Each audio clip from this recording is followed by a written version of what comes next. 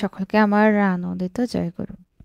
আজকে ইষ্ট প্রসঙ্গে আলোচনা করব দেওঘরের টাওয়ার তৈরির ইতিহাস, পরমদয়ালের অসাধারণ লীলার ঘটনা।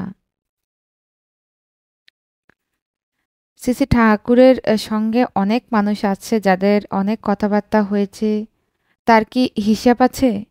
সে একটা অদ্ভুত ঘটনা যেটা কোনো দিনই কেউ ভুলবে না।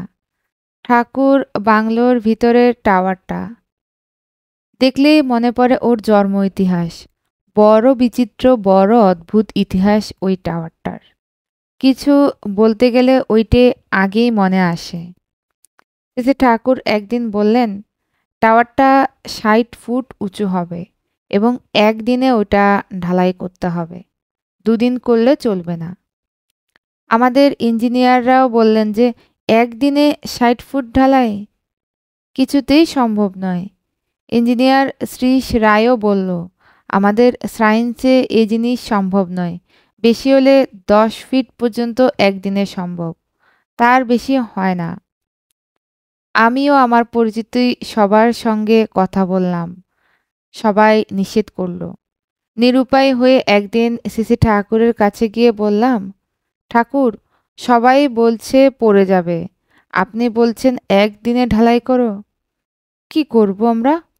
স্মৃতির আলোকে পরমপ্রেমময় শ্রী ঠাকুর অনুকূলচন্দ্র সূত্র। শ্রী ঠাকুর বললেন, পড়েই যদি যায় তাহলে তো আর আমার অভিজ্ঞতা হবে। আমি বললাম, ঠাকুর, আমার অভিজ্ঞতার জন্য ২৫-৩০ হাজার টাকা নষ্ট হয়ে যাবে। এতগুলো টাকা? শ্রী ঠাকুর বললেন, ৩০ হাজার টাকা তো ছাড়ো, একটা মানুষ তৈরি করতে যদি এই ব্রহ্মাণ্ডটা দিয়ে দিতে হয় তাও দিয়ে দেব। আমার সৎসঙ্গ হচ্ছে মানুষ তৈরির কারখানা। বাড়ি গিয়ে শুধু চিন্তা করছি কি করব। আমার মতো মূর্খ লোক, যদি কিছু হয়। নানা রকম আবোল তাবোল চিন্তায় আরও কয়েকদিন চলে গেল। এদিকে সিমেন্টটাও নষ্ট হয়ে যাওয়ার সম্ভাবনা রয়েছে। ভয়ও পেলাম, তাহলে সর্বনাশ হয়ে যাবে। তাই আবার একদিন শ্রী ঠাকুরকে গিয়ে বললাম, ঠাকুর, সিমেন্টটা তো নষ্ট হয়ে যাচ্ছে, কত কষ্ট করে এনেছি, সেটা জমে যাচ্ছে। এত দামি সিমেন্ট নষ্ট হয়ে যাচ্ছে? শ্রী ঠাকুর বললেন, শ্রীশদা কি কয়? আমি বললাম, শ্রীশদা তো অনুমতি দিচ্ছে না।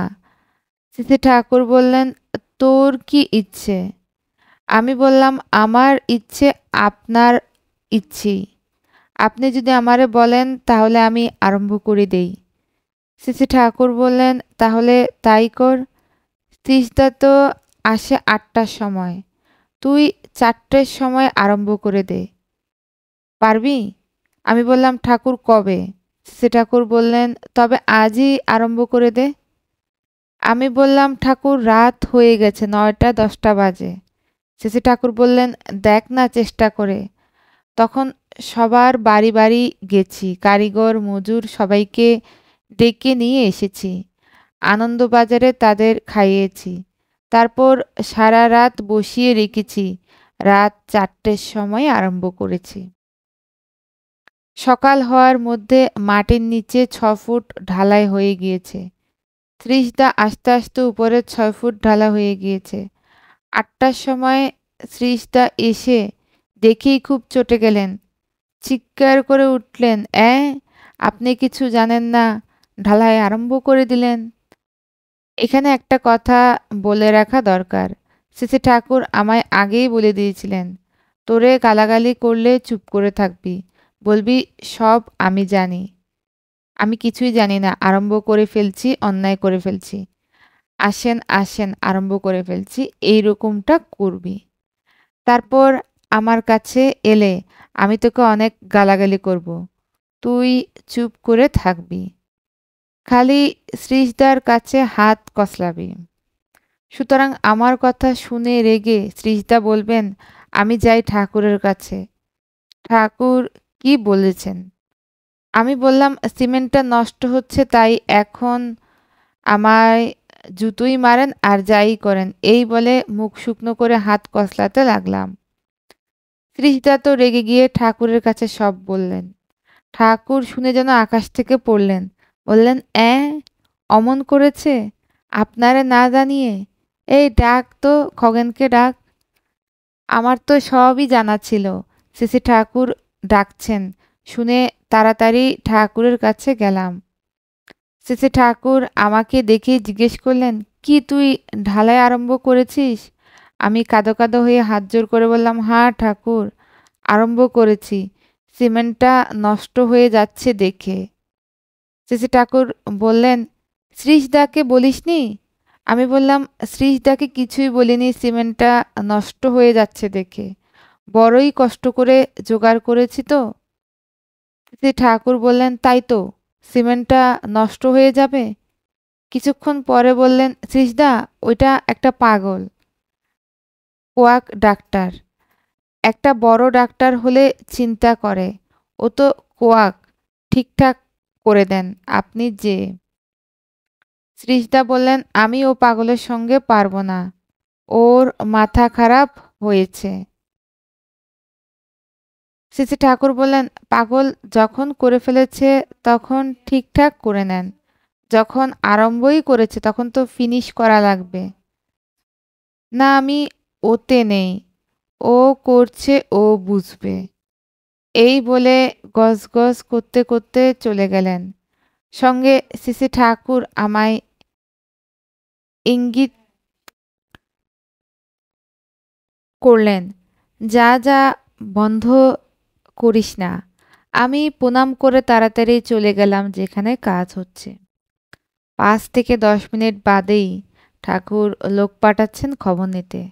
10টা বেজে যায়, 11টা বেজে যায়, কাজ চলছে। আমি সিসি ঠাকুরকে বললাম, ঠাকুর আপনি বিশ্রাম করুন, আমি শেষ না করে ছাড়ব না। শেষ পর্যন্ত 2টার সময় শেষ হলো। সিসি ঠাকুরের কাছে গিয়ে দাঁড়ালাম।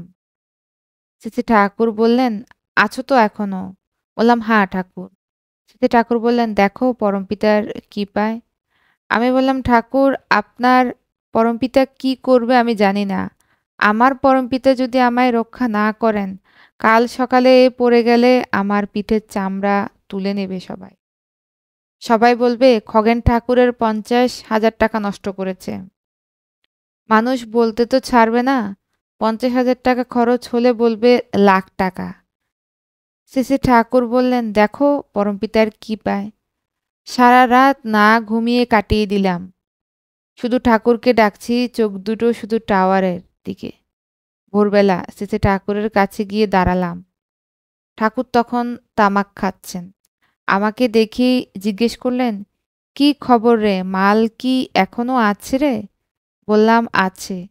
শুনে ঠাকুর সোজা হয়ে বসে বিছনার উপর একটা জোরে চাপড় দিয়ে বললেন, ওরে শালা কিস্তিমাত, হবে না থাকে না, থাকে কি না দেখিয়ে দিবি, সবাইকে ডেকে ডেকে দেখিয়ে দিবি। টাওয়ার তৈরি হলো। আজও সে টাওয়ারের মাথা উঁচু করে দাঁড়িয়ে আছে। ঠাকুরবাড়ির গেট থেকে ঢুকলেই যখন টাওয়ারটাকে দেখি তখন সমস্ত ছবিটা চোখের সামনে ভেসে ওঠে। মনটা আনন্দে ভরে ওঠে। মনে পড়ে যায় সিসি ঠাকুরের সেদিনকার সকালের কথাগুলো। ওরে শালা কিস্তিমাত, হবে না থাকে না, থাকে কিনা দেখিয়ে দিবি, সবাইকে ডেকে ডেকে দেখিয়ে দিবি। স্মৃতির আলোকে পরম প্রেমময় সিসি ঠাকুর অনুকূলচন্দ্র। এখান থেকে সংগৃহীত হলো। আজ ইষ্টপ্রসঙ্গ এ পর্যন্তই। সকলকে আমার আনন্দিত জয় গুরু।